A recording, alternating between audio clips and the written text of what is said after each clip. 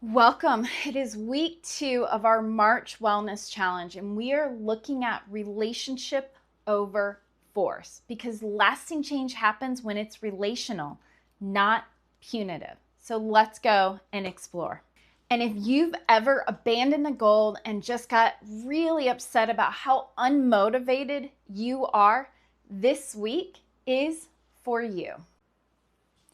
Because here's the deal. People don't abandon goals because they are weak or unmotivated. They abandon them because their inner relationship driving change is critical, demanding, or shaming. Force can create short bursts of compliance, but it erodes trust.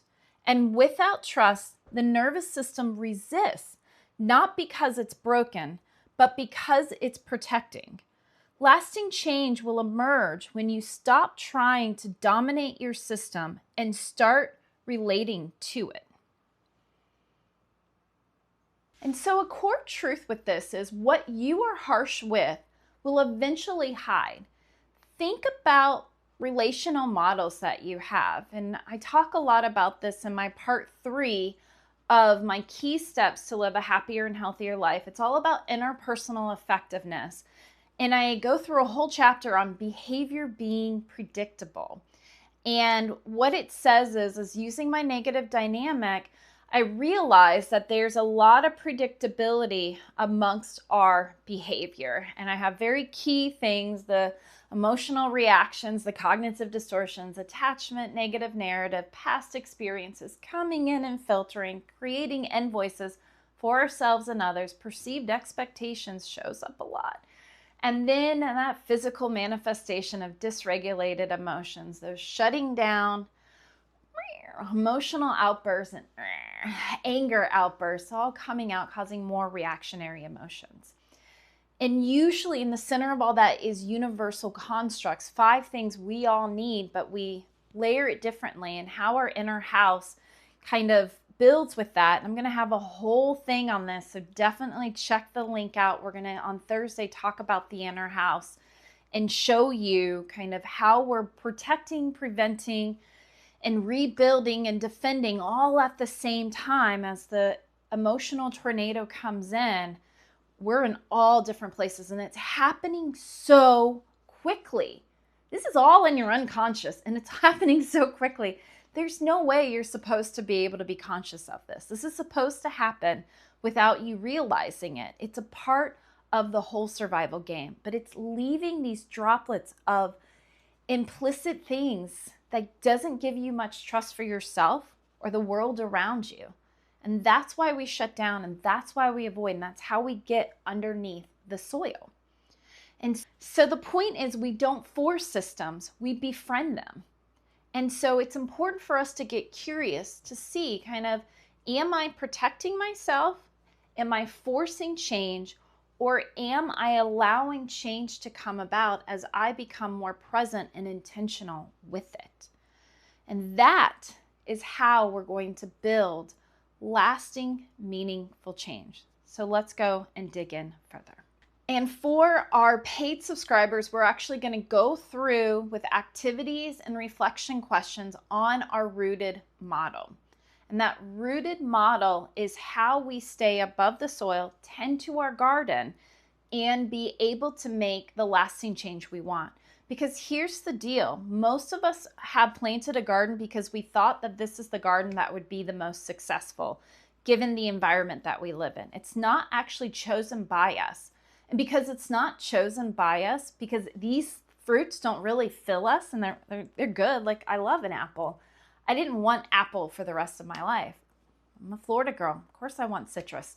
And so it's being able to realize that you can have whatever garden you want. And it's not to say one is not necessary. You can keep them there, but you can start to now choose how and what you want to plant along the way. And how we do that is we get rooted and we give ourselves grace, and we realize that if we give ourselves choice instead of just forcing through and saying this is how it should be, and but look at my garden, look at my neighbor's garden, if they're great, I have to do better. That is what keeps you underneath the soil, and now you're tending a soil, and all you're doing is pulling up rocks and keeping rocks and watering roots that don't serve you. Go look at last month's Cultivating Mental Blooms, or January's Cultivating Mental Blooms. What you're doing is you're like your own mental mole, and you're really taking away all the nutrients, and you're creating havoc in an unstable ground for your orchard to grow on. So let's start looking at that rooted model. For R in our rooted model, it's regulating that relational field, really being true to ourselves. Remember the trust feedback loop, that when we start to not trust the environment or our situation, we start to go inward as we avoid. And as we go inward, people see us and they say, I don't think I trust you. And so they push us away. And then we go and we're like, hey, I love community. What happened to you? And I'm like, and no one's there. Why? Because you were inward. And you say, well, screw you guys, I'm going home. You start to pull away consciously. We start with an implicit, unconscious pull away. We end with, I can't trust people, and we explicitly pull away. So start to regulate and understand and reflect on that relationship. The first O is observe that inner voice. Hear your narrative. Get curious about your narrative. Is your narrative kind? Is your narrative punitive? Is your narrative all or nothing?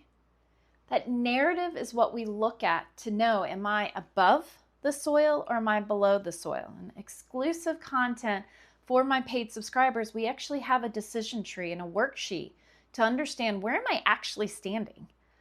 Because we think that we're above the soil and that life is against us, but truly we're beneath the soil, and we're little moles just ruining our garden, and we don't even realize we're doing it. And it's okay. You're not failing.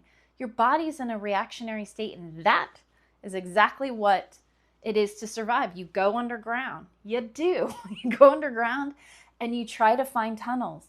Great for survival, not really for life, when you are safe and you are cared for. So make sure that you're observing that monologue, and without judgment, really see, is it positive, negative, or neutral? And is that something that is moving you forward or holding you back? And the next O is moving the relationship forward through parts. And that means, like, find a connection. Find a connection with the parts, not necessarily the whole, because looking at the whole, outcomes, it's trying to control what you do not have control over. Outcomes, it's not looking at processes. So make sure you're putting processes out there and realizing and letting go that any of those processes may or may not come to an outcome. That's not the point. The point is that you found your truth and vulnerability and accountability enough to consistently put processes out there. Accountability, purpose, and dedication. We described that in January's, and actually building our inner compass last month, we even built it even more. So make sure you're going back and taking a look at those challenges if you're having difficulty with those pillars of success. And it's all about trust building exercises. T is for titration of trust and making sure in the relationship we're having with ourselves. So get some fallbacks for yourself. Trust yourself, put yourself out there and see all the good that's actually there. That holding ourselves back isn't helping us. It's not building the relationships we want with others, and it's certainly not building the relationship we want for ourselves. And I see it in dating in all ages of my clients. I have clients who are kind of in their mid to late 40s who haven't been married and have kind of stuck to a career path. I see it in my 20-year-olds of kind of focusing on what their identity is through external factors and pushing away the things that they want but they don't feel like they deserve. And there's a lot of grief in that. And there's a lot of invoicing in that. And so it can show up because we have to literally interact with the world And it's hard not to invoice ourselves to say something must be wrong with me, so I want to hide myself a little further so that people don't see it, because if people saw it, they would reject me. And so it's this pushing and pulling. Relationships are a lot of pushing and pulling dynamics. Whether you're in one, you desire one, you're seeking one, it's a lot of pushing and pulling. And that pushing and pulling is each of our own past and our fight to be in a present and to value and to believe that we have the capacity to be present.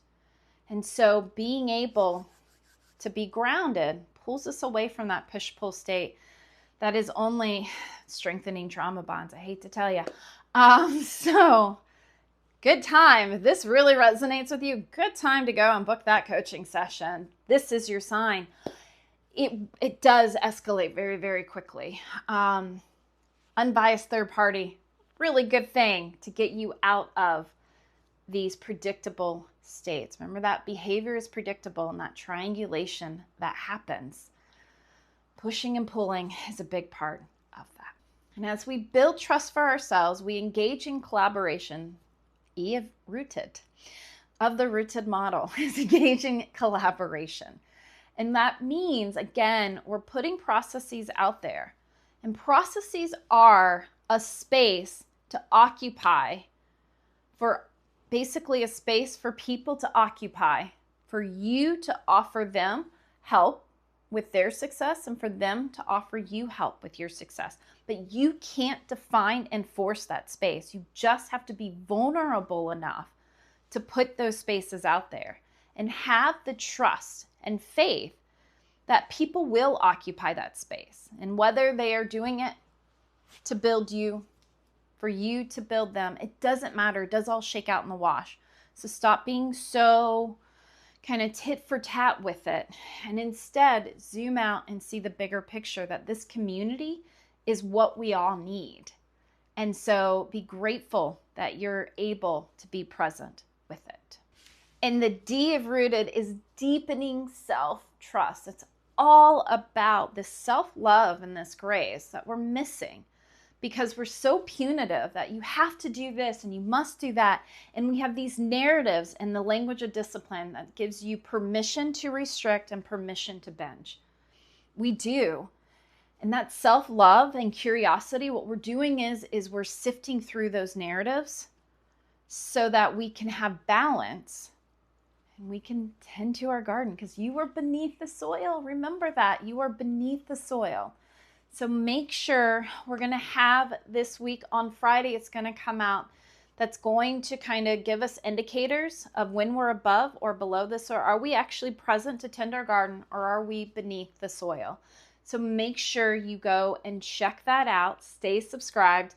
As always, we have exclusive content. We have key insights for everyone in the top of our article. So definitely go see what those key insights are. And then for the paid subscribers, we actually have a great worksheet for you that's going to have activities and reflection questions that's going to use that rooted model for you to be able to actively engage throughout the week and start applying these key concepts to your day-to-day. That's what's going to get you lasting change. I'm Jennifer Evans with Empowering Wellness Counseling Solutions. Thank you so much.